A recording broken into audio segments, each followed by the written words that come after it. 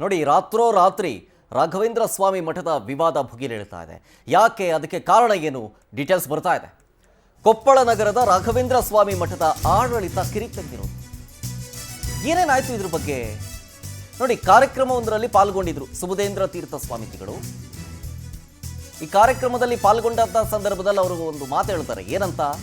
ಕೊಪ್ಪಳದ ರಾಯರ ಮಠವು ಮಂತ್ರಾಲಯ ಮಠಕ್ಕೆ ಸೇರಿದೆ ಹೀಗಂತ ಹೇಳ್ತಾರೆ ಸುಬುಧೇಂದ್ರ ಶ್ರೀಗಳು. ಅದಕ್ಕೆ ಸಂಬಂಧಪಟ್ಟಂತೆ 1971ರಲ್ಲಿ ಮಂತ್ರಾಲಯ ಮಠದ ಸುಪರ್ದಿಗೆ ಕೊಟ್ಟ ದಾಖಲೆಗಳು ಇದೆ ಹೀಗಂತ ಕಾರ್ಯಕ್ರಮದ ವೇಳೆ ಮಠದ ಶ್ರೀಗಳು ಹೇಳಿದ್ದಾರೆ.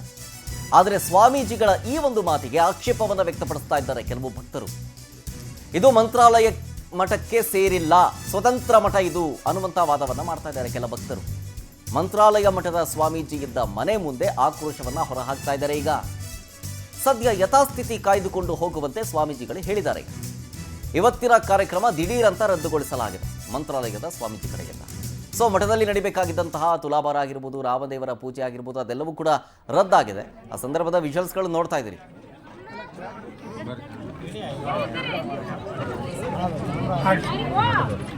ಅದರ ಏನು ಸಮಸ್ಯೆ, ಏನು ಬಗೆಹರಿತಾರಲ್ಲ? ಎಲ್ಲ ಬಗೆಹರಿದಿಲ್ಲ. ಏನಾಗಿದ್ರಿ ಅಂದ್ರೆ ಮಠ ಅವರು ನಮಗೆ ಬರ್ಕೊಟ್ಟಿದ್ದಾರೆ, ನಾವು ಆ ಮಠಕ್ಕೆ ಜವಾಬ್ದಾರ ಆಗ್ತೀವಿ, ನಮ್ಮ ಮಠ ಬೇಕು ಅಂತ ಅವ್ರು ಅಂತಾರೆ. ಅದು ಬರ್ಕೊಟ್ಟಿರೋ ವಿಷಯ 52 ವರ್ಷದಿಂದ ಅಂತ ಹೇಳ್ತಾರೆ.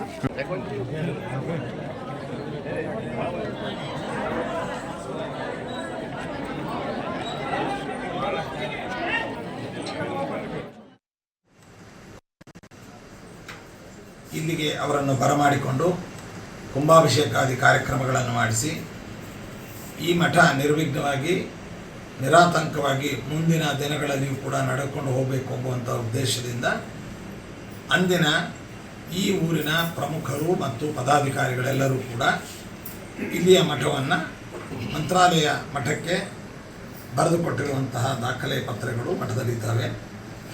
ಅಂದಿನಿಂದ ನಮ್ಮ ಕಾಲಕಾಲದ ಎಲ್ಲ ಪೀಠಾಧಿಪತಿಗಳು ಆ ಬರೆದುಕೊಟ್ಟಂತಹ ಕಾಗದ ಪತ್ರಗಳಿದ್ದರೂ ಕೂಡ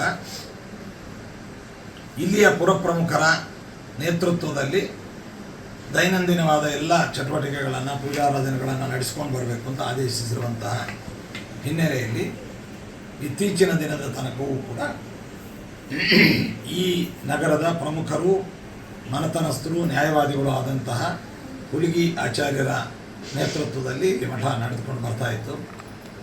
ಇತ್ತೀಚೆಗೆ ಅವರ ನಿಧನರಾದ ನಂತರದಲ್ಲಿ ಅನೇಕ ಭಕ್ತಾದಿಗಳು ಮತ್ತು ಅನೇಕರು ಇಲ್ಲಿಯ ಮಠದ ವಿಚಾರಗಳ ಬಗ್ಗೆ ಆ ಹಿರಿಯರು ಇಲ್ಲದೇ ಇರುವಿಕೆಯ ಮನವರಿಕೆಯನ್ನು ಮಠಕ್ಕೆ ಮಾಡಿಕೊಟ್ಟರು. ಆ ಹಿನ್ನೆಲೆಯಲ್ಲಿ ಇಲ್ಲಿಯ ನಗರದ ಮುಖ್ಯಸ್ಥರನ್ನು ಮತ್ತು ಮಠದ ಉಸ್ತುವಾರಿಯನ್ನು ನೋಡ್ಕೊಳ್ತಾ ಇರುವಂಥ ಜಗನ್ನಾಥ್ ಅವರನ್ನು ಕರೆದು ವಿಚಾರಿಸಲಾಗಿ ಹುಲಿಗಿ ಆಚಾರ್ಯರ ನಿಧನ ನಂತರದಲ್ಲಿ ಯಥಾಸ್ಥಿತಿಯಲ್ಲಿ ಮಠ ನಡೆಸ್ಕೊಂಡು ಬರ್ತಾ ಇದ್ದೀವಿ ಅಂತ ಅವರು ಗಮನಕ್ಕೆ ತಂದರು.